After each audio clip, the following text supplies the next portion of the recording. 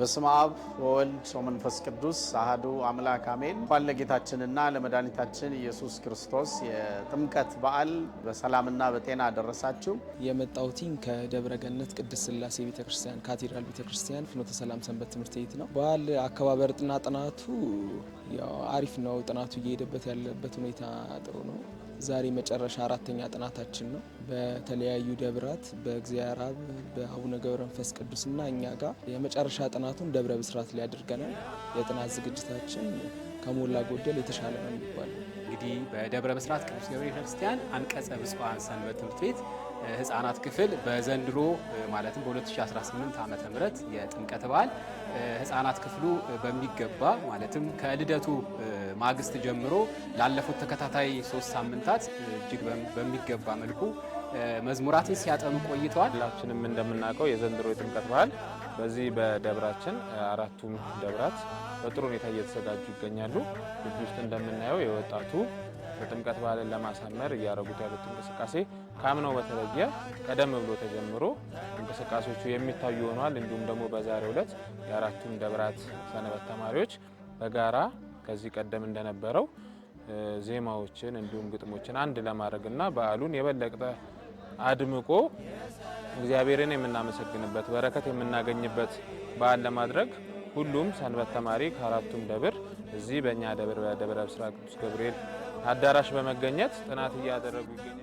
የመጣሁት ከመከኒሳ መንበረ ሉል ቅዱስ እግዚአብሔር አብ ቅድስት ድንግል ማርያም እና በጥምቀተ መለኮት ቅዱስ ዮሐንስ ቤተክርስቲያን ሲሆን እኛ በአሁኑ የ2018 የጥምቀት በዓልን አዘጋጅ እንደመሆናችን መጠን የተለያዩ ዝግጅቶችን አድርገን እየተንቀሳቀስን እንገኛለን። እንዲሁም በዓሉ የተሳካ ሆኖ እንዲያልፍ በኩላችን ሚና ተወጥተናል ብለን እናስባለን። ሰንበት ትምህርት ቤታችን የጸሎትና መዝሙር ክፍል በዘንድሮ የ2018 የጥምቀትና የከተራ በዓላት ላይ ካሉት 5 ምድባት ውስጥ ወደ 270 አባላቱ ቋሚ አባላቱን ለጥምቀትና ከተራ በዓል የሚያሰልፍ ሲሆን የደቂቀ አብርሃም ልጆች ወይም ደግሞ መስማት ተሳናቸው ብለን በተለምዶ የምናውቃቸው ልጆች 45 አባላትን እንዲሁም ቀደምት አባላት ወደ 30 አባላትን ጨምሮ በአጠቃላይ 350 አባላትን ወደ ጥምቀተ ባህሩ ወርደን ወደ ደብራችን የምንመለስ ሲሆን በዚሁ በዓል ላይ በአጠቃላይ እንደ ክፍል እንኳን ለጌታችን ለመድኃኒታችን ለኢየሱስ ክርስቶስ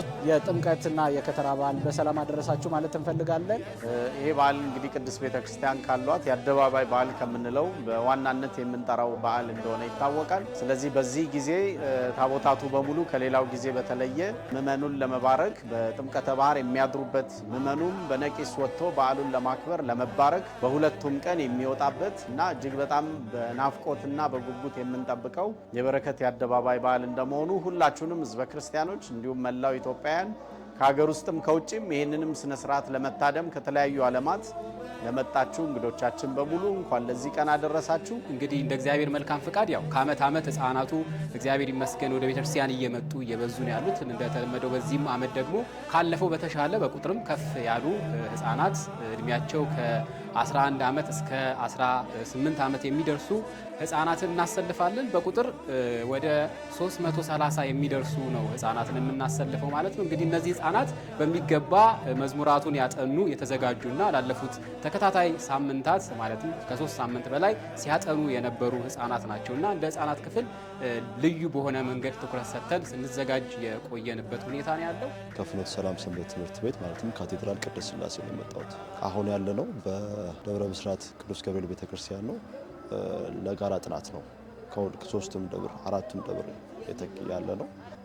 በተቻለን አቅም በየደብራችን ጥሩ የሆነ የጥምቀት አገልግሎት ለማሳለፍ በበኩላችን ነው የተወጣው። የመጣሁት ከመከኒሳ መንበረ ሉል ቅዱስ እግዚአብሔር አብ ቤተክርስቲያን ነው። እንግዲህ የመከኒሳ ቅዱስ እግዚአብሔር አብ ቤተክርስቲያን የዘንድሮ የ2018 የጥምቀት ባህር አዘጋጅ እንደሆነ ይታወቃል። እንዲሁም ከተለያዩ ከአራቱም አድባራት ጋር የተለያዩ ዝግጅቶችን እያደረግን እንገኛለን። እንግዲህ በዓሉ የሰላም የጤና እንዲሆን ተስፋ እናደርጋለን። በዚሁ የጸሎትና መዝሙር ክፍሉን መልእክት ለማስተላለፍ ያህል በከተራና በጥምቀቱ በዓል ላይ ለሚኖረን የዝማሬ አገልግሎት ላይ የምናሳተፍ ከጸጥታ አካላት ከደብሩ ካህናትና ዲያቆናት ከሰንበት ትምህርት ቤቱ አመራርና ሌሎች አገልጋዮች፣ አስተባባሪዎች ሁሉ ከሌሎች ደብራትም ጋር የሚኖረን መልካም ግንኙነት ሁሉ በሰላም እንዲያልፍ የበኩላችንን ጥረት እንድናደርግ ስል መልእክቴን አስተላልፋለሁ። ይሄ ቀን ምናልባት የዚህ ዓመት 2018 ይለያል የምንልበት በተለይም ከተራው የሚውለው ሰንበት ላይ እሁድ እንደመሆኑ በስራ ምክንያት ሌላውን ጊዜ ከተራን ታቦት ለመሸኘት ጊዜ የማይኖራቸው እድሉ የማይኖራቸው ምዕመናን፣ ወጣቶች ሁሉም ጊዜ አግኝተው እሁድ ከሰዓት ስለሆነ ታቦታቱ የሚሸኙት በሁሉም ደብር በሁሉም አጥቢያ ላይ አንድ ላይ ሆነው የሚያከብሩት ለየብቻም ያሉት በጃልሜዳም ሆነ በአጥቢያ ያሉት አብያተ ክርስቲያናት በሙሉ ብዙ ምዕመን የሚያሳትፉበት ከተራ እንደሚሆን ይጠበቃል። ከዛም ባለፈ ደግሞ ማግስቱ ሰኞ ያው የሚታወቅ ነው። ከጊዜ ወደ ጊዜ ደግሞ ቅድስት ቤተክርስቲያን ያላት እንደ ሀገርም እንደ ኢትዮጵያ ያሏት በዓላቶች ኦርቶዶክሳዊት የሆኑ በቅድስት ቤተክርስቲያን የሚከበሩ በዓላትን ሁሉም በዓለም ላይ ያለው ክርስቲያን በሙሉ እያወቀው እየለመደው የመጣው በዓል እንደመሆኑ ያው በቁጥርም በበረከትም በሌላውም ሁሉንም በስርዓት ጥሩ ነገር የምናከብርበት በዓል እንደሚሆን ተስፋ እናደርጋለን። በድጋሚ እንኳን ለጌታችን ለኢየሱስ ክርስቶስ የጥምቀት በዓል በሰላም በፍቅር አደረሳችሁ እንላለን። መልካም በዓል ይሁንላችሁ። እንኳን ለብርሃነ ጥምቀቱ በሰላም አደረሳችሁ እና በሀገራችንም በውጭም የሚኖሩ ሕዝበ ክርስቲያንን እንኳን ለጥምቀት በዓል በሰላም አደረሳችሁ ማለት እንወዳለን። እግዚአብሔር ይስጥልን።